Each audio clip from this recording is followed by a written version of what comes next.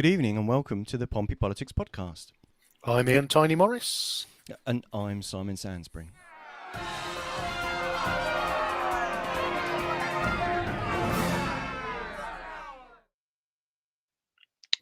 Well, it's Guy Fawkes weekend, and it seems like there are people tunnelling under Simon's mixer desk looking to blow it up. So are we confident we're live there, Simon? Yes, we are indeed live. I've indeed Marvellous. got notifications to say the same, yes.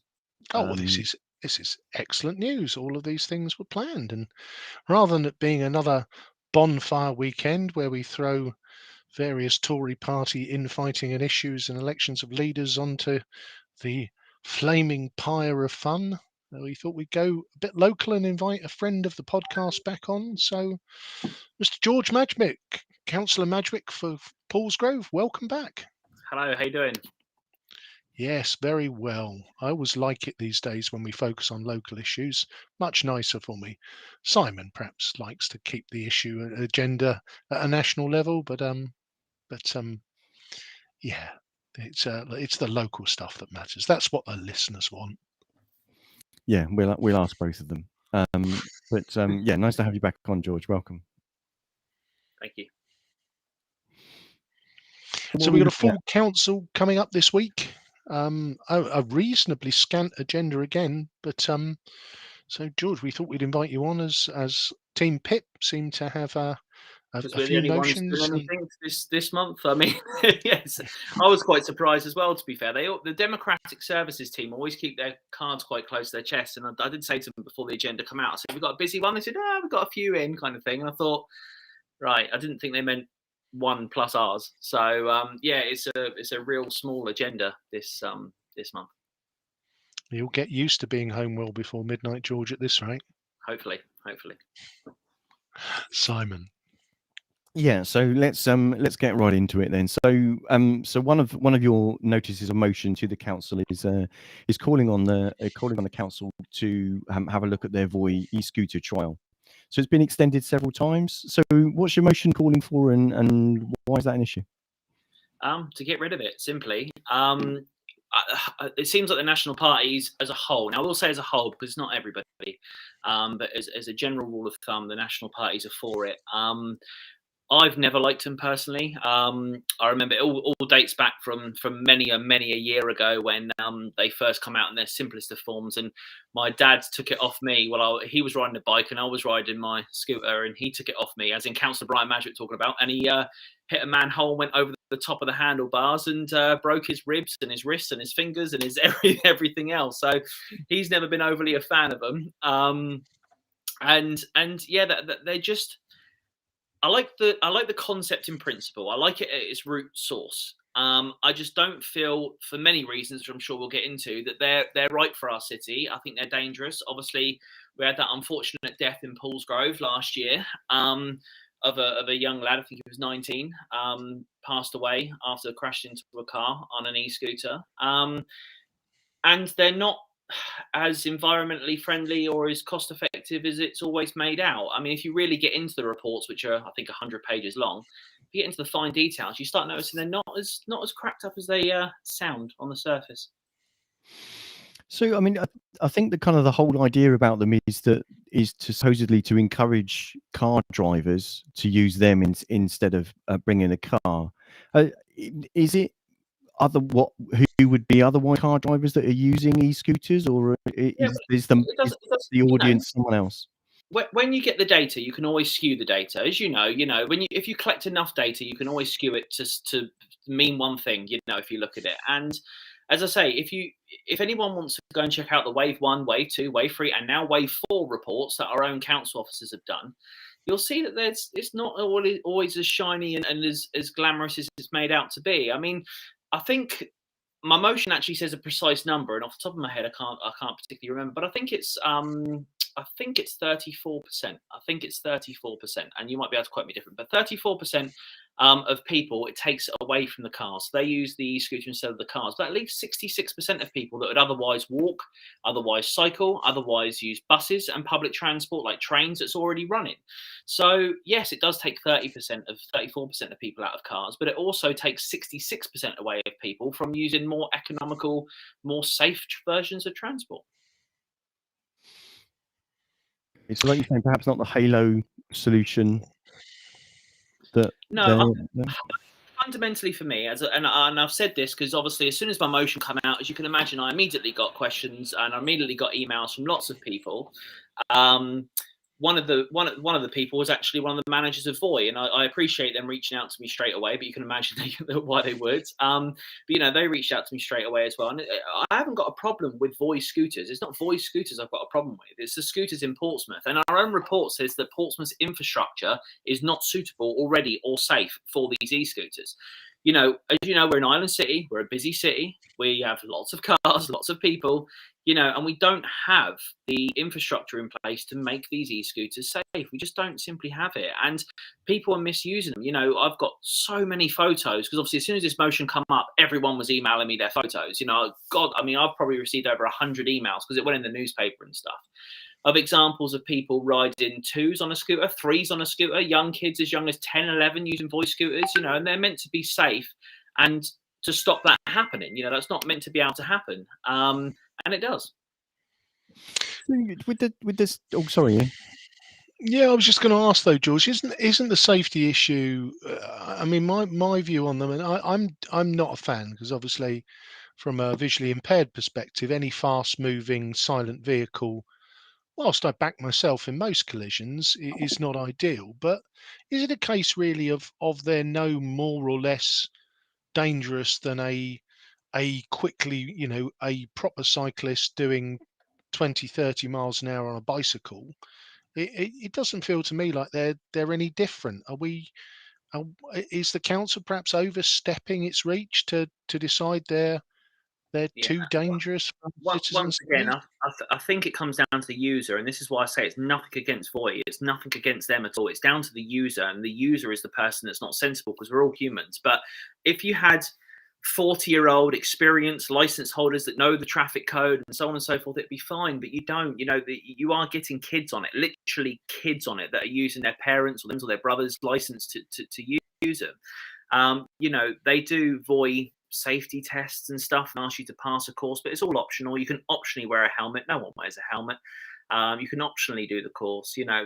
It's and this is where it comes down to is the people using them aren't trained or able to use the road safety as applicable. I like the fact that the voice scooters are insured. I think that's a really good thing.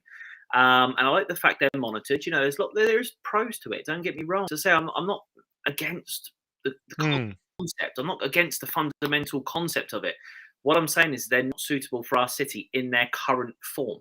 And that's what my point is. And as I say, I've just pulled up, there's a 100-odd page report, and I can't expect obviously all the members of the public to read all this. But I mean, this is our own report. Okay, so this is page 10 of our report. It says about safety, and since the trial started, there have been 252 accidents reported to Voi. So this is only accidents that have actually been reported. So forget unreported accidents to Voi and accidents that have happened away from it. This is ones that only have been reported to Voi. So there's been 252. And there's been 124 damage only, 104 slight injuries. This is injuries to the people. And there's been 24 serious injuries. And serious injuries are defined as sprains, whiplash, cuts, severe breakages, so on and so forth. So it's not great. It's not great. Yeah, so there's lots of injuries there, but are Voi scooter, because if we remove the Voi scooter scheme, what about all of the scooters that aren't Voi, which are also not legal to use on public roads? Well, that's what where happens the police to them? come in, surely. That's where the police come in. They should be doing their job. I just don't think as a council we should be encouraging right now. As I say, maybe in the future they're fine. In their current climate, we shouldn't be encouraging it. As I said, they're misused. If there was a philosophy where they had the app, and the person that was riding it had to be on the camera and so on and so forth. So you can make sure the person riding it was the person that's rented it. That might be a different situation. If you could guarantee the helmets, that might be a different situation. At the end of the day, these are motorized vehicles, which means they're not bicycles. You know, and they're like mopeds. Mopeds go 30 miles an hour. Mopeds go 25 miles an hour. But you've got to wear a crash helmet, right?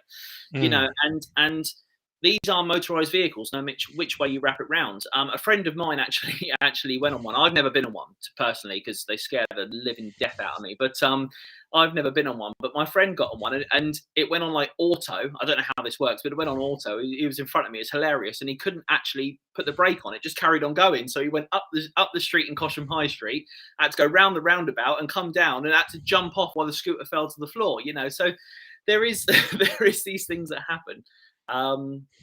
Just not a fan. Okay, I must admit I've not used one myself either because I don't possess a driving license, and I wasn't going to borrow someone else's to use it. So I must admit that was one of the questions that I thought was, and you've kind of covered it there, because I saw on some of the conversations that took place on Facebook, one of the contributors there had said something about, well, you're meant to use a license to be able to kind of hire it, but then how are all these? And I'm guessing that they're 14-year-olds, but how are all these 14-year-olds using them, or younger? Yeah. Because they definitely don't have driving licenses. So how are they managing to use them? And this is the problem: is it does happen. And also, you know, I'm a big living democracy. I love democracy. I think the even if you disagree with the decision, the majority should always win. I'm a big fan of that. And, you know, the statistics overwhelmingly, like massively, say that the residents of Portsmouth are against this. Now, don't get me wrong, there is another north and south divide, which we can go into, where the north of Portsmouth definitely dislike them as much as the south. The south are more favourable. I mean, don't get me wrong, they're still against it, but they're more favourable than the north of the city. But yeah, there is a massive age divide. You know, if it's under 25, you've got, you know, a more favourable look at it. Anything over 25 and you're highly against it, up until obviously the fact you get to like 60 plus and they're like massively against it. So there is a big divide on age. There is a big divide on the north and south of the city. These are all factors, but the fundamental element of it is that a large portion, I mean, a huge portion, I think it's 70% odd of people in Portsmouth are against them. So what is it you want to see the council do instead of this? Oh, well, I like this new barrel bike scheme. Let's replace all the voice scooters with barrel bike stop parts. You know, they're a lot safer, they're a lot easier, they're a lot more eco-friendly. If we're discussing the green policy of Liberal Democrat administration, they're much more eco-friendly. They're more cost-effective to run.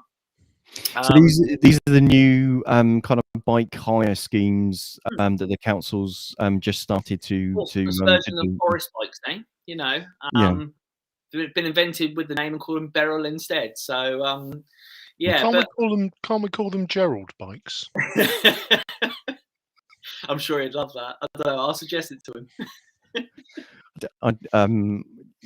As long as Gerald doesn't have to cycle around the city on one, I don't know that would work for anybody. But yeah, I mean, I kind of can see kind of the concern there. I guess there's some controls a bit thing, but there's also then like so many other things about active travel, and obviously a motorized electric scooter isn't really an active travel because you're not having to exert any energy on it. But from a perspective of what cycle groups have been calling for years, of being physically separated, so it's the only time that some sort of physical segregation of cycle lanes would separate them from motorized traffic. But again, then I guess if you were on a bicycle and you're constantly dealing with e-scooters bombing backwards and forwards that are going much faster than probably most people cycle, I don't know whether that's even a solution, is it? I don't know. I think Portsmouth isn't suitable for it. We've tried the scheme. The data overwhelmingly supports that it's not a positive thing, on all angles, from a popularity contest amongst the public to the environmental aspect to the safety aspect. It's failed on all angles. So why are we continuing it? We've tried it for 2 years. It's not popular. They keep trying to peddle it and send out more positive messaging. But the responses between the waves that the council are doing have not really gone up or down. They've kind of stayed static. And this one, I think, went up a few percent in positive reactions. But if you look at who's been kind of polled in the most recent ones, they've increase the polling down the south. So it's, you know, but as I say, even the new one, which is the best report they've ever had since they started, is still 70% against it. So it's, yeah, I just think we've had a trial. It's not working. It's not worked. People that don't like it, they're not being used correctly. Let's move on. Perfect. So on that note, let's talk about the roads in Paulsgrove. Okay, cool. Yeah. So yeah. So what is the problem with the roads in Paulsgrove, and are they no better or worse than, you know? Let's face it, potholes, poo, and bins are the favourite topics of all local neighbourhood forums. So are the roads in Paulsgrove particularly poor? terrible. Absolutely terrible. I mean, just to pick a few roads out, but Chedworth Crescent is terrible. Raymond Road is awful. I think the problem is, and the pushback that I've had since day one. So when I was a campaigning person and councillor, I thought, you know, this is going to be something that we can sort and get easy. But the issue is once you become a councillor, you realise there's more red tape than life itself. And for all the goodwill in the world, you sometimes can't resolve issues. And this is one of those issues which, no matter how hard I've tried, no matter how much I've banged the doors. I mean, now my father's elected as well. You know, there's 2 of us in the ward. You'd think that would give you more clout, and all you do is get pushback because we've signed a terrible contract with Cllr 20 odd years ago, however long ago it was, which basically gives them the ability and control to decide when our road should be done. And a lot of it comes down to the bus network. Now, you've got 2 problems here. Is that Paulsgrove's bus network or public transport network is terrible. You know, you're looking at 40, I mean, some people have got a 40, 45-minute walk uphill or downhill to the nearest train station. The buses don't run frequently. In fact, during COVID, they obviously reduced the bus timetable and haven't increased them. You've got some areas like Port Solent, for example, where that's obviously in the Paulsgrove ward, Port Solent. They don't have a bus scheme, but yet have 90-odd% of people in retirement age that live there. You know, that they don't have a good local transport infrastructure in Paulsgrove, which is fine to an extent. I mean, I prefer more buses and stuff like that, but it's fine to an extent if your roads are good. But your roads aren't good. You know, people... Even the taxi trade, for example, the taxi trade, obviously, as you know, I'm a vice chair of licensing. Even the taxi trade comes to me and say, can't you get these roads sorted in Paulsgrove? You've got to remember, once again, we're an eco-administration, right? The Liberal Democrats run an eco-friendly administration and a greening policy, which is fine. But bad roads encourage more worn-on tyres, which is obviously not very economically friendly. You know, it causes higher emissions, which is not economically friendly. But because there's not a bus link, they won't do the roads. So is it a case, George, of there is very much a sort of Gallic shrug and manana kind of, you know, because I mean, perhaps naively, I would presume that if somebody was to look at a road surface and say, do you know what, that is full of potholes and breaking up, that would need to get added to the list of, you know, obviously there's always going to be a kind of a positioning for, you know, do our road next. But have you got, are you literally at the point where, you know, you can't offer any hope even as a local councillor that it might get done in the next 2-3 years? No. So, and this is the problem. I mean, look, roads like Raymond Road, for example, I use that as the best example because that's not been touched in any capacity since we become a unitary authority, which was, you tell me when, 3 decades ago. It's not been touched in any capacity. It's terrible. I think a lot of the issues as well is you've got to remember why Paulsgrove was built and why the housing was built a long, long time ago now, and the fact that it wasn't meant to last forever. And a lot of the roads up there have an underbase of concrete, and they've slapped a load of tarmac on them, which obviously over the years has just come off because concrete's not suitable to have the tarmac surface put on there. So a lot of the roads, the tarmac has come off, and you've got concrete tarmac the whole way along. And as I say, no matter what we've tried, I mean, the only thing we haven't tried is a motion yet. We've done a question to council. We've had a resident in Chedworth Crescent actually go around and knock all the doors in Chedworth Crescent and got 120 odd signatures for a petition. He hasn't even had a response. You know, and he did that, I think, this February. He did it this February and got an acknowledgement, but hasn't had a response. You've had residents ask for speed survey information because, as I say, a lot of the time, Cllr will pop out. They'll go, oh, yeah, we'll look at doing this. And then it never happens. I mean, Steve Pitt, to be credit where credit's due, I spoke to Steve Pitt about it because I wasn't getting anywhere with Lynn Stagg whatsoever.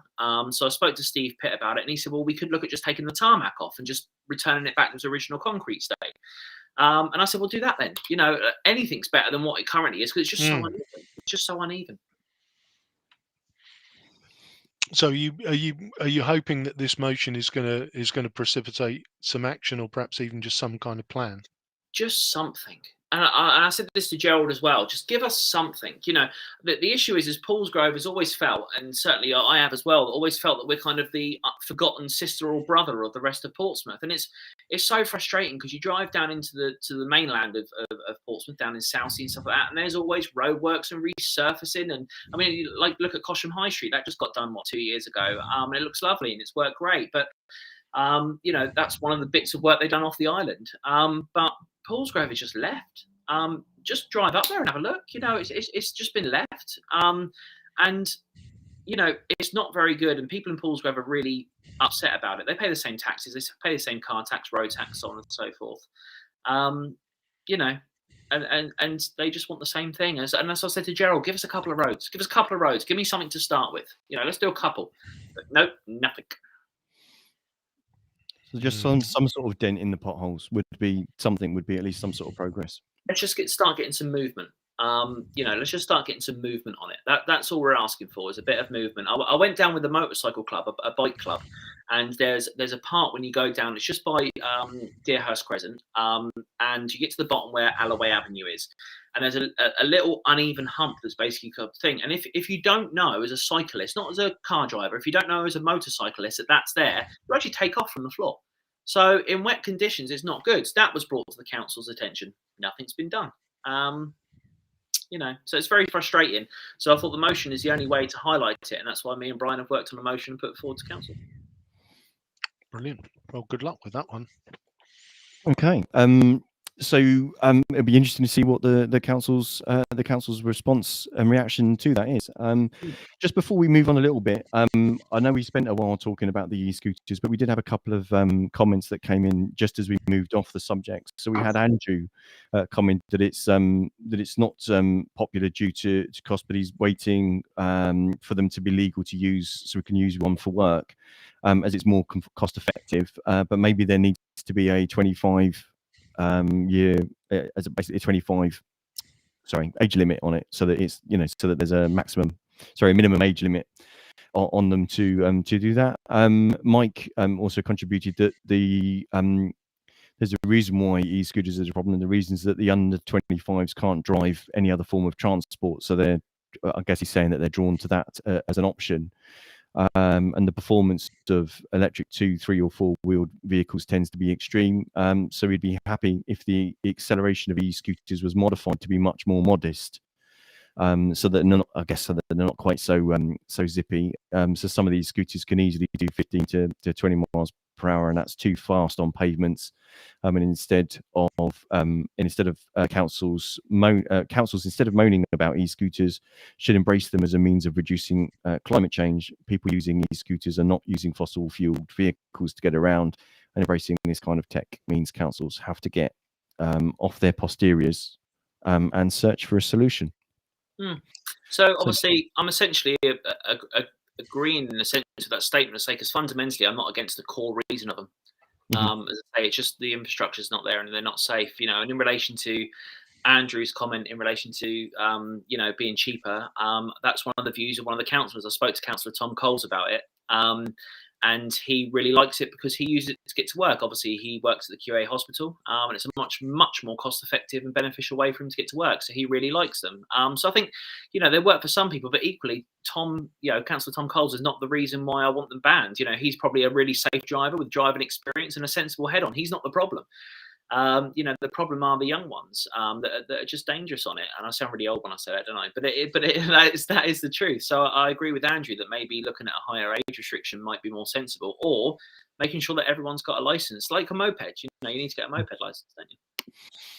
Okay. Yeah, I think the other factor that comes in here, George, and I got experience of this in our own house, as my eldest son's 22, and he and his girlfriend regularly use them because their issue is about surge pricing of taxis. So, you know, if they're going down into the south of the city, what they're finding at the moment is that you know, they can either, and again, not with the weather out there at the moment, but it's much cheaper for them to hire a couple of Voys and head down than it is to pay for the taxis when the surge pricing takes it up to sort of, you know, we're in Cosham and he's regularly seeing sort of 25-30 pounds for a 15-minute cab ride down into town.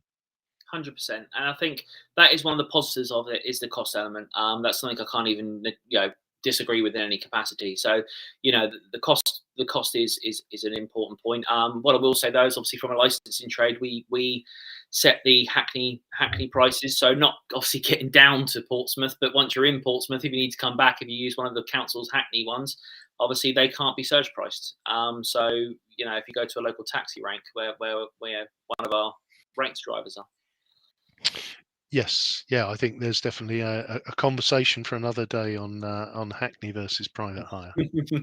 Yeah, that's a different kettle of onions and a whole can of worms to open up. So, so in addition to these two notices of motion that you've got, you've also got 3 questions to Cabinet, which is in the section that's raised. And just to explain it to listeners a bit, so under the Understanding Order 17, at the end of the council meeting, there's 40 minutes given for councillors to pose written questions to Cabinet members for them to give an answer, and the person posing the question can ask 2 follow-up questions in relation to the answer that's given, or indeed other councillors can actually ask a follow-up question to a question that someone else has submitted. But there is a total 40 minutes for those, so there's kind of quite a jostle for space, quite unlike actually the notices of motion, which seem to be have an open-ended time scale, sometimes to their detriment, and that's a question we kind of come on to later on. But these 3 questions, so they're about what thought and consultation went into the location of the Paulsgrove and Port Solent recycling banks, the proposed use of Alexandra Park for glamping pods during the Victorious Festival, what sort of engagement is going to take place in order to engage residents with that. And then the last question was how are in that section how are Portsmouth City Council supporting the emerging boxing talent in the city? So there's quite a few things. So where have they kind of come through? And if I can ask you to kind of take us through each of those three questions. Yeah. So first of all, 2 of them aren't actually me. They're Russell Simpson, Councillor Russell Simpson. Yeah. But obviously me and Russell discussed them in detail, so I can give you a brief overview of them. But obviously that'd be my opinion, not Russell's. But in relation to the recycling ones, obviously we were notified as councillors that they were removing the glass recycling at the Tesco North Harbour. Tesco gave us enough notice, which is great, and as a council they were looking for alternative places. However, I think that they just placed them in places, because I've had a number of residents reach out to me and said, I didn't know they were put in here. Now we've got lots of bags of waste, and I've had a photo of loads of bags all around the bins and stuff. So one of the locations is causing a bit of a problem. It's one of those things that you put the question in and then you get some answers after the question's already been submitted. So I do know a bit more about it now than what I did when the question was submitted. And the reason I submitted the question is because I didn't know about it at the time. I couldn't get an answer from an officer quick enough, so it was good to get the question in so it was submitted in time and then find out the details after. But as I say, in regards to that one, I think they've placed them in good locations. This is one of those things where it's a councillor thing again. Is at the end of the day, I represent my local constituents, and just if I don't agree on something, doesn't mean that I won't follow what our local residents want. I think they've put one in Port Solent at the entry, which is great. And they've put one on Jubilee Avenue up by the school. That's the one that's more contentious because it is in a residential area. You're getting cars turn up late at night because unfortunately a lot of commercial businesses use it. And that's what the problem is with the Tesco's. It's not actually residential usage is the problem. It's the commercial usage from bars, pubs, clubs, so on and so forth. And they're using it to dispose their glassware. But now these people are going to Jubilee Avenue instead, which means you're getting cars left on with lots of bottle rattlings and bottle noises outside a outside residential area. So that's the one that's really causing the main problem. In relation to the other two motions, the boxing one was one, funnily enough, that me and Russell were about to ask at the same time. It was really weird, actually, because it's such a random question for us almost both to ask at the same time. very strange how that happened. I messaged him and said, "Oh, I'm thinking about putting this in." He said, "Oh, I've just drawn up this email. Let me send it to you." And it was almost the same question. So he ended up asking it because obviously he is the opposition for culture leisure. So it made more sense. But in Portsmouth, we've got an incredible boxing talent coming through. You know, Michael McKinson, Lucas, you've got Mark, you've got Ebony. Ebony Jones is smashing it. You know, a female boxer. She's on Sky Sports all the time. I mean, if you look at Michael McKinson, he just fought in Texas to like 40, 50,000 people. And what Is he the Pompey problem? That's right, yeah. Yep. And he did lose, unfortunately. It was tight, but he did lose. But he won everything up to there. You know, he's a great ambassador for Portsmouth and the local area. I actually met him when I was campaigning in Charles Dickens last year. He's a lovely guy. But we've got Mark Ellens, for example, who's obviously hitting the heavyweight division. He's knocked out all but one of his opponents. I think he's on 8 or 9 wins now in a row. We've got a lot of talent. Ebony Jones, as I say, female lady. I believe she works at one of the car groups up the road in Drayton and Flemington. But she's done really, really well and boxed in that recent massive fight that was on Sky. But we don't really hear about them locally. So I think we just wanted to draw some attention to them. We've got one of the Olympic basketball, disabled Paralympic basketball players that live in our city. We don't really hear much about them. And we got some really good sports people coming through, and we just want to look at highlighting that because we do so much for theatre, we do so much for creative arts, you know, like the We Create Festival. We do fantastic. Portsmouth City Council do fantastic things for the arts. I think it's one of our real strong points, and I don't want to see, you know, boxing talent or sport talent fall through that net. So that's the question. We want to start trying to give them a bit of a boost. Let's give them a bit of a highlight and promote the good things that the city produce. Excellent, thank you. Well, hopefully you get a good answer from the cabinet members and glamping pods. Yeah, we've got glamping pods. I mean, that's a hard one for me because I do not know much about it other than what I've spoke to the councillors about. Obviously, that stems down from Victoria's Festival. And I think the issue stems, or because it did go a bit mad on social media about 2 weeks ago on Councillor Scott Pater Harris's page, when I believe the Victoria's Festival announced that they were going to propose to do glamping there before the council were aware they were going to announce it. So I think the council were told we're going to announce it in like a week and a half, 2 weeks time, and then the Victoria's team announced it straight away. And it caused a bit of a confusion because everything was being organised to kind of talk about it all at the same time, and suddenly it happened, and the councillors received an email saying, "Oops, our team told people by accident." So it created a bit of an initial storm.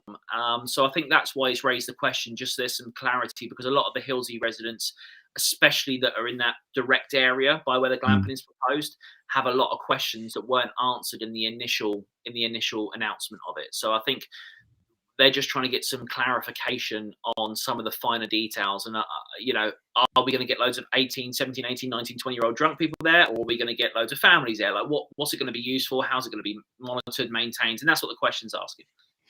Because I mean, not that I've used them myself, but I think there's usually some kind of overflow, pitching of tents, etc., on kind of Drayton, over in basically, oh God, I forget the name of it now. So we were on like Drayton Park. So we're not Drayton Park, on basically the kind of areas up by the Shell petrol station on the Eastern Road, which isn't kind of surrounded on 3 sides by housing like Alexandra Park is. So if anything, it kind of sounds, well, why there when actually the site off the Eastern Road is easier to get get public transport to get a bus kind of running backwards and forwards to than actually to Alexandra Park. But like you say, if someone's kind of jumped the shark a bit on the announcement and therefore that hasn't kind of really been handled well, then it just needs kind of dealing with to find out what's going on, really, just to help residents understand what's happening. How can you make an informed decision without all the facts? And I think that's what we're trying to get some clarity on. I don't think this is an issue that's going to be swept under the rug very quickly. I've got a small feeling that it might be a contentious issue moving towards May. Is there something happening in May? I'm not sure. What a segue. which is another kind of electric wheeled Oh, you've vehicle, done but this before. even more dangerous than the voice scooter. It was for the inventor of the Segway. Yes. So, if looking back at last May, George, yeah, the PIP Christmas party this year is going to be better attended than the one last Christmas, which would have been you on your own in a party hat. So there's now 3 of you. How's that changed the dynamic, basically, for you? And how are the other parties? Is it changed the way that they treat you as a group? Yeah, it's made life a lot easier. I mean, I don't think it's any secret that when I was on my own last year, the Conservatives especially treated me like absolute garbage. And I'm not saying all of them did, but there was a general rule of thumb in the Conservative group not to speak to the Madgwick. And that was the. I don't want to get anyone into trouble, but that was the consensus of the group. And since we've won 3, and since certain Conservative councillors have been removed from said lineup, the relationship has become a lot better. Dramatically better, actually. Really good, actually. I've been speaking with Simon a lot. We've worked on a few little bits and pieces.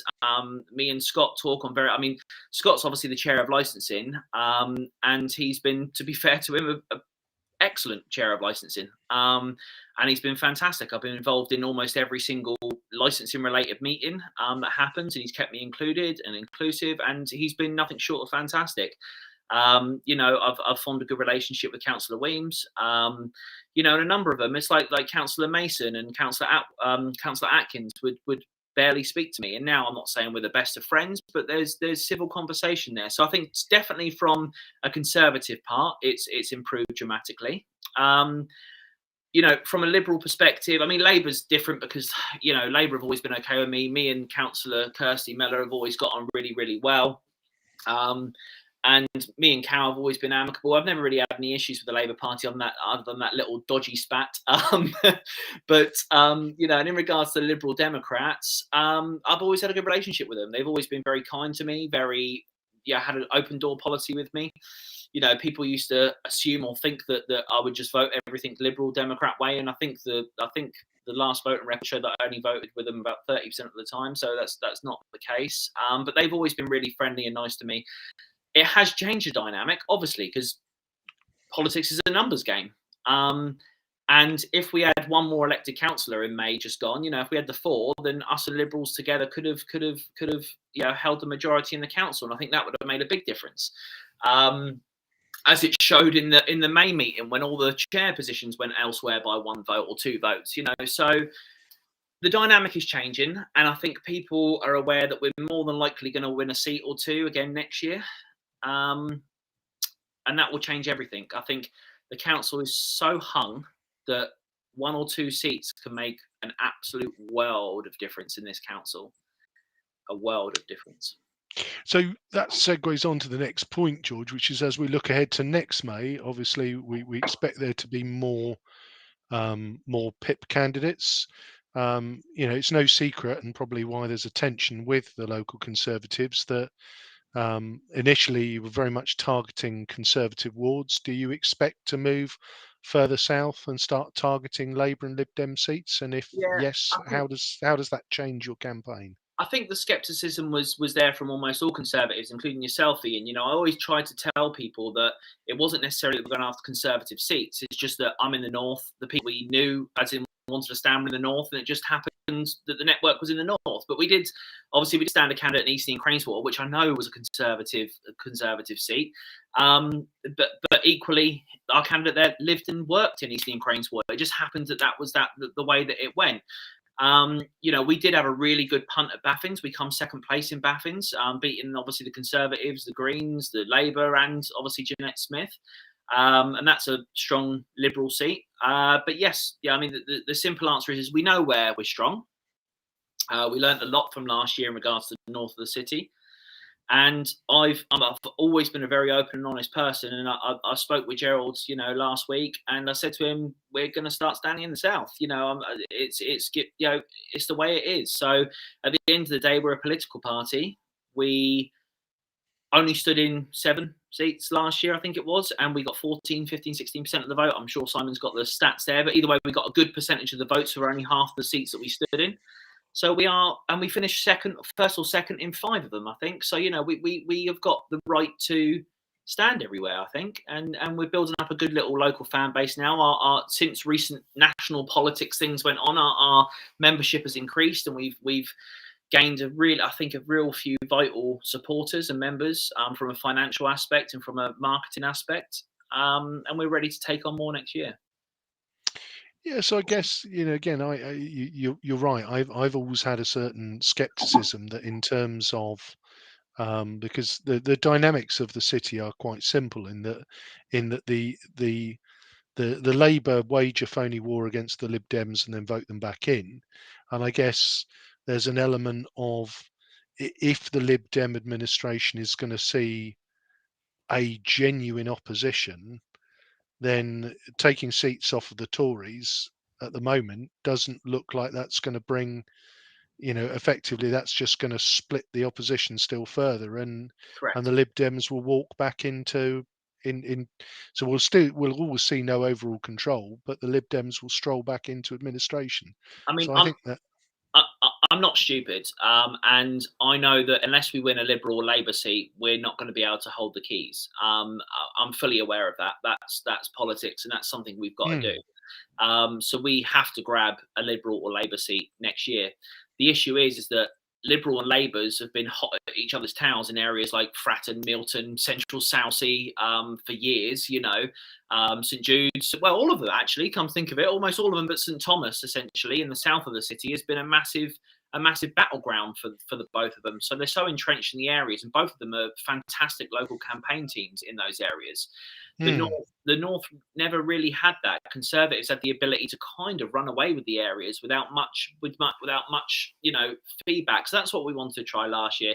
But as I say, I'm fully aware that we've got to win a Liberal or Labour seat to hold any power. But as I say, the relationship, and actually I don't care. The relationship between the national parties in local politics is not good. From a supporting them to run the council perspective, I think that Labour have now got strong enough that they should be in May next year demanding a cabinet position because they've got the numbers. I don't think Liberals will give it to them. I think Conservatives could support the Liberals, but they'd want a cabinet position. That's not going to happen. Equally, Labour and Conservatives have the numbers to support each other and run the thing. That's not going to happen. Nope. So if we win 3 and put our numbers to 6, we have the power to support any one of the 3 of them and pop them into power, because I can't see any of them supporting them the next year. It's Labour becoming too much of a big boy in the city for them to start keeping the Liberals in administration. So I think that it could be interested in me. We shall watch it with interest, and we might even do the odd hustings or 2. We might do. We might do. Well, as they say, the first rule of politics: learn to count. Okay, so the last 2 council meetings have seen, and we touched on it at the beginning of the show. The last 2 council meetings have seen quite a low number of motions compared to actually normally quite a full slate. They go on for 10, 11 hours till everybody's just about ready to keel over at their desks. What's kind of behind that? Is that an outbreak of common sense, or is it something else? No, it's a number of things. As group leaders, we have meetings, and we're encouraged to try and keep motions to a minimum if the topics prior to the motions are quite contentious or going to be discussed. Now, when I say encouraged, it makes it sound like it's trying to hinder democracy. So I must state very, very clearly that any of us, all 42 of us, could put 20 motions in if we wanted to, and no one's ever stopping us. So it's not like we can't do it if we don't want to, but it's on big agendas. On like the last one with Tipner West, we all thought that was going to be a 3-hour debate, and there was going to be, and if people started submitting 4 or 5 motions a group, all of a sudden you're there till 3 a.m. So it was kind of encouraged to try and keep our groups to a minimum. This one's a weird one. I don't understand why we've not been encouraged to not do motions. In fact, what the thing was is, in the last full council, it was like, if you can move your motions to the November one, that'd be great, just to save a really long meeting. So I was expecting 10, 11, 12 motions. Yeah. I don't understand why that's not happened, but motions are probably my least favourite thing about being a councillor. And I always say this, after the full council meeting, you go back to the office the next day and the officers are like, how is it? And I'm like, I hated it, because a lot of the times we're discussing absolute trollop and trash. You know, putting through motions of, we regret Eastney swimming pool closure. Obviously, everyone regrets it. No one's going to go, do you know what? It was fantastic. I'm so glad. No one's going to do that. So we don't need to talk for an hour and 50 minutes on it. You know, it's motions like that. And I'm sure you guys can think of a load. And there's always them on council things. You know, they're not contentious. They don't need to be debated. Everyone's going to agree on them. And they're just little taglines for flyers. And I'm not really a big fan of those ones. I switch off and get bored.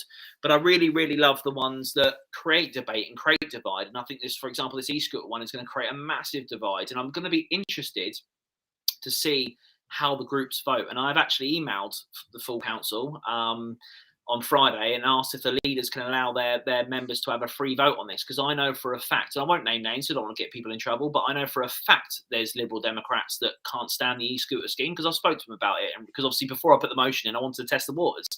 So I know for a fact there's Liberal Democrats that don't like the e-scooter scheme. I know for a fact there is Tories that don't like the e-scooter scheme. And I know for a fact there is Labour people that don't like the e-scooter scheme. So all three of them have members that don't like it, and all three of them have members that love it. So it'd be really interesting to see a free vote on it and to actually see where the chips end up lying. But that's the kind of motions I like, you know, where you can have a healthy debate. Okay, yeah. So outside of the kind of the party politics of it and things like that, do you think the full council debates are better for there being fewer motions rather than a packed slate where you don't really get a chance to actually have that debate that you need to about the things that are really important? Yeah, I do. Once again, it's all timings. It's people. The further you get back down in the night, the fewer people want to talk and debate. And I mean, you've got to remember, as councillors, we don't receive food or anything like that at all. So when you are 7, 8, 9, 10 hours into a full council meeting with 2 15-minute breaks, and you've got to decide whether to go to the toilet, and for some members have a fag or eat or get a drink, you can only choose one of those because you haven't got enough time to the other ones. So you've got you don't get much. So I think as the day goes on, people get tired, fatigued, hungry, thirsty, need to go to the toilet nonstop. So the less motions, the better, because you can have a more healthy, interactive debate on the ones that have been put forward. There's nothing worse than receiving your agenda pack and seeing 14 motions on there. It's you go in there with a negative impact before you even start, because you're thinking, oh, here we go. And you just hope that a couple of certain councillors don't turn up because they use their 6 minutes on every bloody motion. So and as soon as you see them all there, you're like, oh God, this is going to take 25 years. So yeah, I think most of us have been in lots of meetings that should have been an email or that have gone on longer than they needed to. Yeah. No effective decision was ever made in that sort of meeting. And to be honest, a lot of the time, Ian and I have quite often discussed this on the podcast. A lot of the stuff is, like you say, it is leaflet writing, writ large. And all of the parties do that with their motions and trying to catch each other up with amendments of things that they know that the other side isn't going to vote for. I think a lot of people it's not the way any business runs, is it? It's not the way to make effective decisions. No, and I think a lot of people don't realise that the motions aren't binding. You can't bind the administration to anything. So you could put on there, the administration must do 20 hopscotches before they come into chamber, and everybody could vote yes, they've got to do it, but they don't have to do it, you know. And that's on every last motion. So every single motion that we pass or approve, the administration haven't got to listen to. It's more like a recommendation. It's a little like the Brexit vote, isn't it? It's a recommendation. Let's not do that. Yeah. Yeah, so I think that's one of the annoying things, and I don't think a lot of people realise that. I think people go, "Oh, that's been approved by full council. That must now happen." It doesn't. No, but that I guess is perhaps a lack of understanding in how the cabinet system that operates in Portsmouth Unity Authority works and what that effectively means, what decision-making powers that the cabinet members have, and what powers the rest of the council have to call those decisions back to full council to be debated out. I was going to say out in the open, but cabinet decisions aren't necessarily not made out in the open, because they have meetings for each of the specific briefs. So it's not like they're done, behind closed doors or in the slide. So yeah, interesting one. Okay, well, hopefully that one will be short and sweet. And being short and sweet, Ian, what's the next question? Yes. So national politics, George. It's been a lively couple of months. So what do you think the national picture means for a local Portsmouth Independent, and what are the residents telling you as you've got people? I'm sure you've got boots on the ground already. What's the message coming back? Well, a week is a long time in politics, and I just wish that we had a local election 4 weeks ago. But you know, I don't need to tell you, Ian. I think there's a massive anti-Tory situation going on amongst even the most loyalist of Tory. I mean, I watched your show. Was it last week or the week before, when you had that gentleman on, who's been a Tory voter his entire life, who kind of, I think he said, quote me if I'm wrong, I think he said that he wouldn't not vote for a different party, he just wouldn't vote Tory, he just wouldn't vote. I think is what he said. Yeah. And I think you've got a real big issue with that, because I think even your die-hard Tory voters are just going to go, do you know what, we're not going to vote for Labour, Liberal, Democrats or Independent, but we're just not going to vote. And that would make the kind of smaller parties in certain areas a lot more interesting. That's a general consensus. Labour are obviously on a hiatus from a national area, and they're really jumping on that, as you can probably tell from their social media at the moment. They're hitting the streets in Milton, especially, quite well daily, it seems like, at the moment. But yeah, the general consensus, people are getting a bit tired. But haven't they been tired for years? I mean, like they got annoyed with the Brexit thing, and then obviously that lasted for years and years, and cost of living and blah blah. There always seems to be things for everybody to be annoyed about. It's just how annoyed they are at the time of the local election is the question. But I think, unlike the years previous where people have protest voted for another party, I think May's got a real danger of having a low turnout instead, even lower than they already are.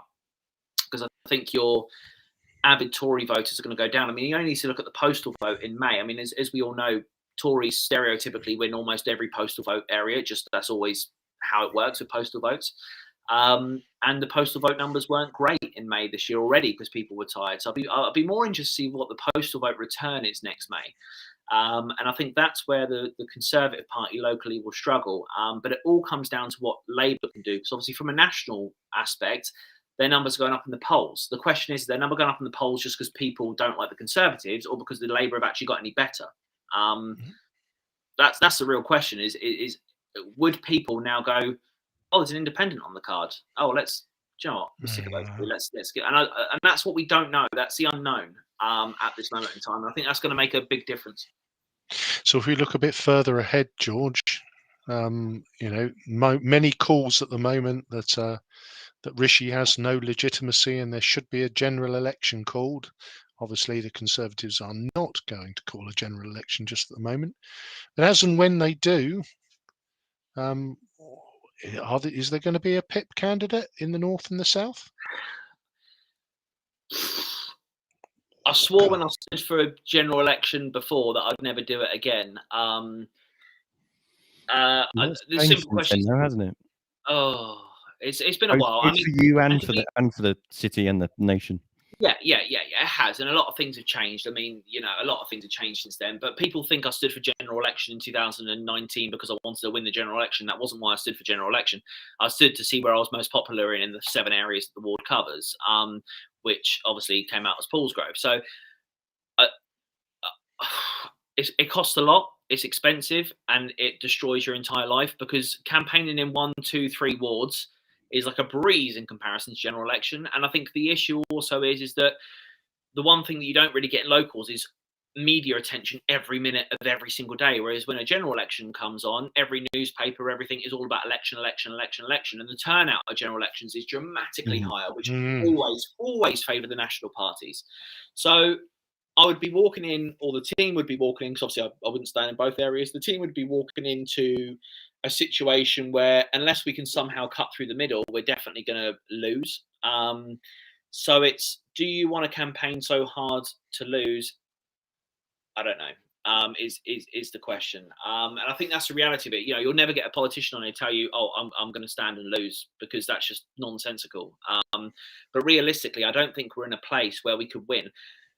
But long term, you know, if we're talking 6-7 years down the line, if the Portsmouth Independents have got, you know, 4 or 5 wards in the north of the city that we've now got 3 councillors in, then why not? I just think that we've got a lot of groundwork to do, a lot of grassroots to do, a lot of experience to gain. It's not easy being an MP, you know, and me included. I lack experience. You know, I've got 1.5 years in the council now, but I don't have 20 years in the council like some of them, and you know, that's got to be remembered.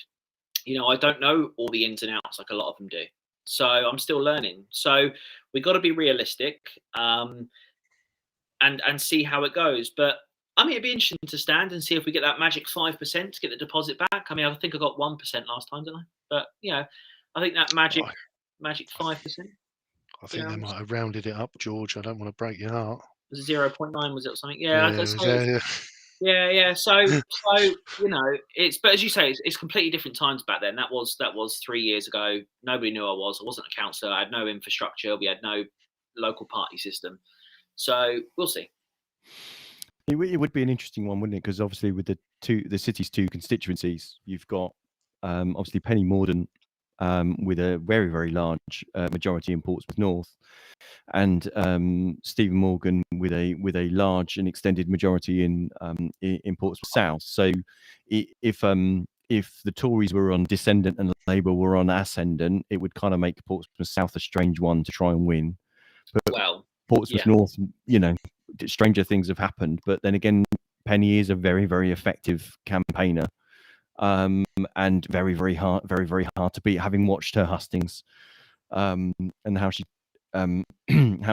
disassembled other candidates in hustings, she's not exactly an easy person to win against. Not at all. I think you're right. The South would be more interesting. It's always closer. You know, you've had 3 different colours there in the last 2 decades. So it's a much more interesting area. And I think, as you say, if one's on the down and one's on the up, and one cuts through, who knows? I think the South would be more interesting, but I think the North. The thing is, though, is the polls actually are showing Labour would just about nick the Portsmouth North, but I don't think those polls account for us standing. I'm sure they don't, because why would they? Yeah, why would a national poll account for us standing? So, and we, as you probably know, we take votes from Labour in Paulsgrove dramatically. So yeah, and national kind of extrapolations of specific constituency results that are like, you know, that, you know, it's a national picture and they extrapolate it out to individual constituencies aren't necessarily worth the paper they're written on, because you know, you need a poll of at least 1,000 people in the ward itself to get some sort of real idea. But who knows? Stranger things have happened. You've also got Reform Party, which I know are not going to win anything, but they are polling at 5-6%, and that 5-6% would change things. You know, in a close contest, and there I can't see them pulling out of any seats. They're not going to win anything across the country, but it's will their 3 or 4 or 5% that they are going to get in each ward, would that make a difference to the national picture? Potentially. Who knows? Depends, I guess, whether Nigel Farage needs the money. So where did we get to, Ian? Final question. So, as a councillor and a business owner, what effect is the cost of living crisis having on yourself and on the residents that you're speaking to, and what's your thoughts on the? Okay, we can almost talk it into existence, the recession. Yeah, I mean, the question to me, is George Madgwick the businessman or George Madgwick the councillor? You know, there's 2 different answers to the same question there. You know, so we'll go for the business first of all. The business is shocking. You know, my energy bill, for example, one of my restaurants in Fareham Council has gone from £800 a month to £2,400 a month in energy bills. You know, that's no small climb. Meanwhile, the rent has increased, because guess what? All the landlords are doing rent reviews at the moment. So the rent's increased, the bill's increased. Because hospitality is so hard to staff at the moment, you probably know that chefs are hard to come by right now. You know, the wages have increased way above national minimum wage. So for hospitality, it's difficult. I would be lying if I said it wasn't. And we've had to make cuts in some of my outlets to alleviate that. And I don't mean just staff cuts. Don't get me wrong. We do have less staff now than we did last year. But we're also more, to be fair, we're more energy conscious. We used to go, we'll leave the heating on overnight, it'll be all right. Or, if we used to shut for 2 days, we just used to leave the boiler on. Now we turn the boiler off because you don't need hot water if you're closed for 3 days. So I think we're being more energy conscious. But it's not good from a business. I can't believe I'm opening up a new restaurant in a week and a half time during the middle of it. So that should be interesting. But we are only opening 4 days a week. So, yeah. You do have form, though, George, don't you? It's like, I think, there's a pandemic. Perhaps now's the time to expand the restaurant empire. And now there's a cost of living crisis. So as a man that likes to fly in the face of adversity, there is form there, isn't there? There is, and I mean, it's funny. It's a running joke amongst my friends because every single time I've opened a new restaurant, there's been a lockdown exactly 7 days afterwards. That's literally a fact. So get ready for a lockdown on the 25th of November, I suppose. But yeah, I mean, you've got to remember, business is business, and when the stakes are high, the cost is lower in relation to risk. So, for example, catering equipment now is incredibly cheap. Because everyone's closing and there's catering equipment flooding the market. A piece of equipment you would pick up for 1,500, £2,000 is now £400. It's that dramatic. It's that dramatic. So whereas opening Drayton would have cost me 120,000 3 years ago, is now probably costing me about 75,000. So you do have swings and roundabouts to that. Obviously your ongoing costs are more expensive, but your initial setup costs. So that's why, look at the COVID pandemic, as you say. When I bought my place in Knoll Village, I got it at probably a third of the price of what I would have paid for it outside the pandemic. So you got to look at that from a councillor perspective. It's not good. I mean, I'm a councillor that represents an incredibly difficult ward in relation to social issues and to benefit systems and to cost of living, and people are using food banks more often now. I even had a resident come into a surgery that I had 2 months ago now, and this is before obviously the next hike, and literally he had no electricity and stuff, and I said to him, have you got your key? And he went, yeah, I've got my electricity key, and I went down the shop and put 20 quid on for him because he had literally no electricity. And you're getting more of that now. You're getting a lot more of that, dramatically more in the last 6 months in comparison. And people are using the food hub at the church quite a lot. So it is getting worse. And I think this little energy thing has helped. I had one resident I spoke to yesterday say, I got £60 off my electricity bill. So that helped, So I think that is helping. But how long is it going to last? Yes, tough indeed. Tough times ahead, and I think, as you say, it's affecting pretty much everybody. So thank you, George. We are out of time. As always, thank you for a comprehensive set of answers. You've been listening to the Pompey Politics Podcast. I've been Ian Tiny Morris. Our guest has been Councillor George Madgwick. One day we'll get it right. And I've been Simon Stansbury. Join us next week at 6:27 when we'll have another episode of Looking at Local Politics.